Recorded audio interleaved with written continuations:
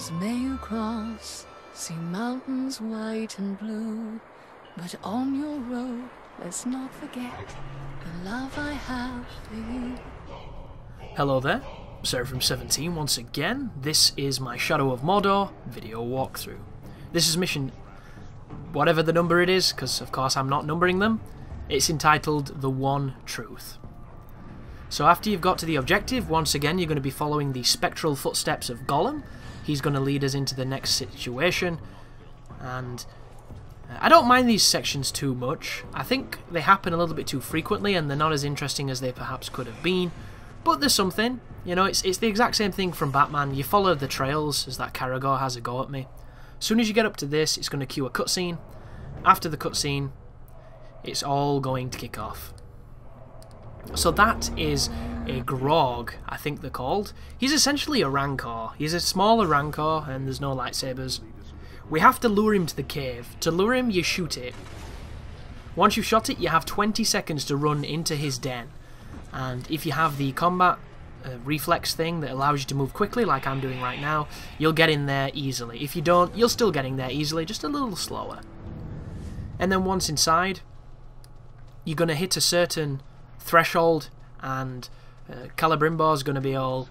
It sounds like he's finished with his meal, he's coming back, and it's pretty much a moment where it builds a little bit of tension, because the ghouls run away from you, so you're not fighting those worthless enemies, and the Graug is just around the corner.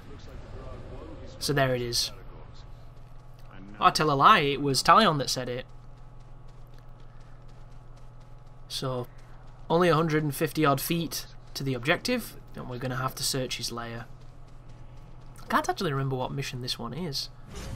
Once again, if you use your vision ability that's given to you when you go into Wraith mode, I think it's called, the footsteps will lead up to here, and there's going to be a little plinth that has one of the artifacts that gives you your memories back, or gives the spirit that's possessing you his memories back. And then at this point onwards, we're going to have the ability to use the Shadow Strike. This is single-handedly one of the coolest aspects of this game.